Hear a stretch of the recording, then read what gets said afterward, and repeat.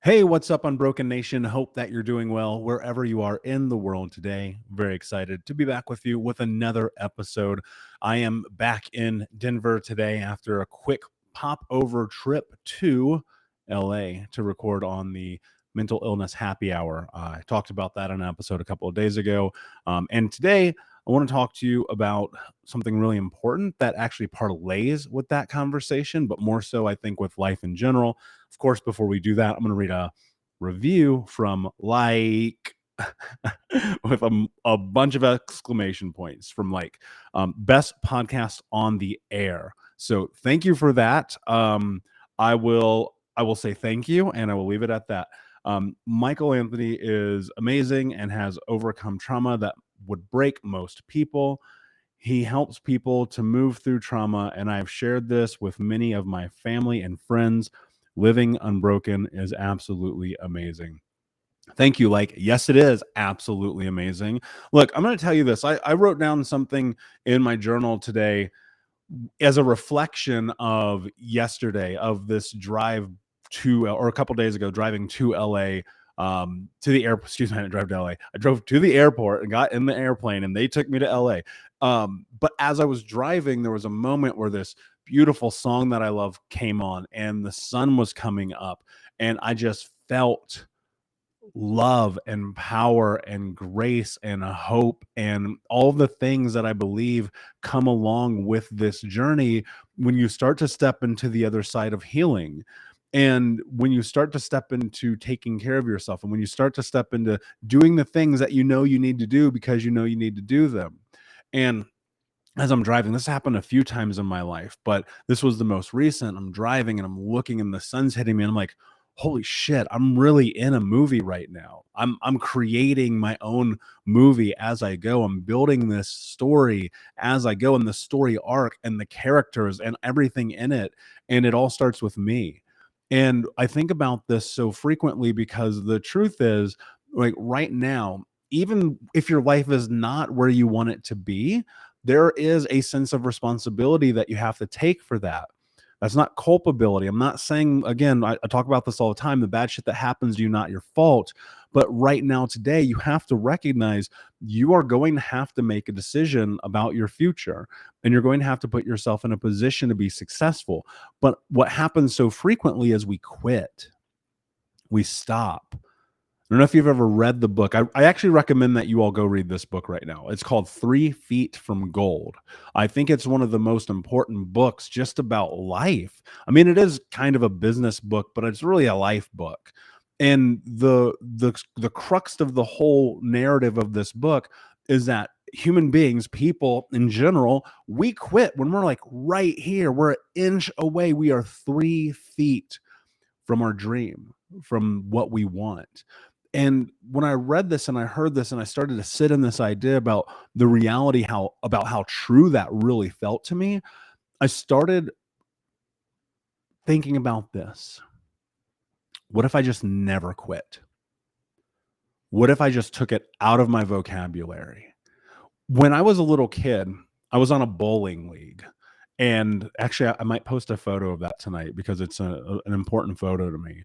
And my uncle was there. So we'd go on Saturdays to a place called Raceway Lanes in Speedway, Indiana. My grandma would sit in the back of the bowling alley and drink fucking Miller Lite or whatever and chain smoke cigarettes.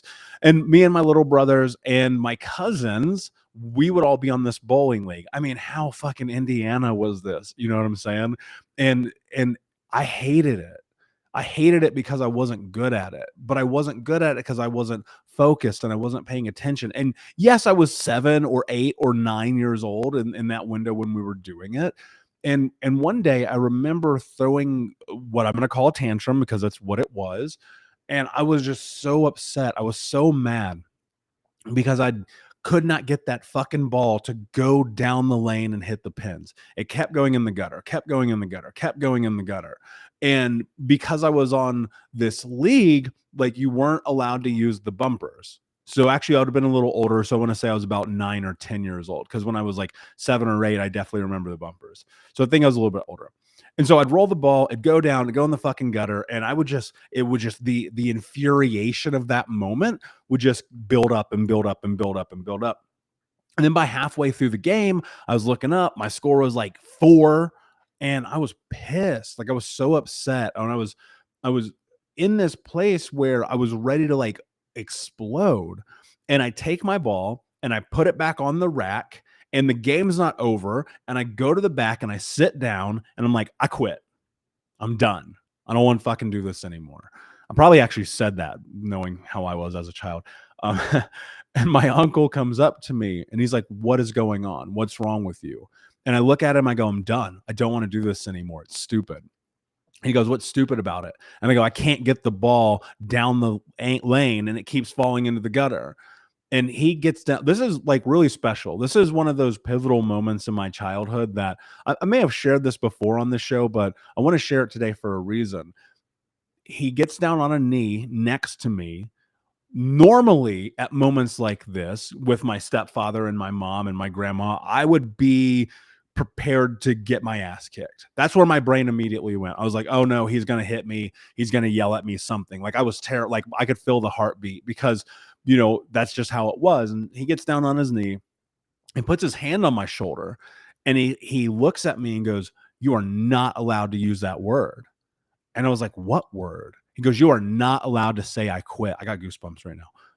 He goes, "You are not allowed to say I quit ever, ever in your fucking life." He didn't say fucking. I'm going to use that. He goes, "You're never allowed to quit in your life. This is not how you can do things. You're not allowed to quit. Take that word out of your vocabulary." And I remember so vividly going back to the rack, picking up the ball, walking to the lane, and then throwing a strike and hitting all the pins and knocking them all down. Where 4 minutes before I was done. I quit. I was over it because I was frustrated. And that moment when he came up to me, that solidified this really interesting belief in myself. Now, it wasn't a belief in the right things at that time, but it did plant a seed that today, 20 something years later, has carried a tremendous amount of weight in my life. And I still to this day have so much love for my uncle for that moment. That's really the only moment I remember ever connecting with him. I mean, we were around and stuff, but I don't remember a moment other than that of really feeling like seen. And that was really important. And so what does that have to do with getting on a plane to go to LA to record a podcast? Everything. Here's the reality about life. We often quit right before it's time to have success. We often quit. We often say, "I can't," right before everything becomes different. You see, the concept behind 3 feet from gold is that you have to continue to go forward towards your dreams and towards the life that you want to have all the time, every single day. It's like one more action, one more moment, one more dream. You just keep going forward because that moment that you quit, that moment you say, "I can't," the moment you don't do it anymore could be the very action that you needed to take that makes everything different in your life. One more rep, right? One more attempt at this, one more day. Jocko Willink said something really fascinating, and it might have been one of his books or his podcasts. I don't remember. And what he said was he always asks himself if he needs a day off. And he gets really, really in his own face about it. And he goes, "Tomorrow, I'll take a day off if I need a day off." And then tomorrow comes, and then he asks himself the same question. And he goes, "If I really need a day off, I'll take the day off." And I think people do that too often. They go, I'm just going to take the day off today. Do you really need it? I'm going to stop today. Do you really need to stop? I'm going to quit today. Do you really need to quit? Because the truth is, a lot of time we're just taking it easy on ourselves.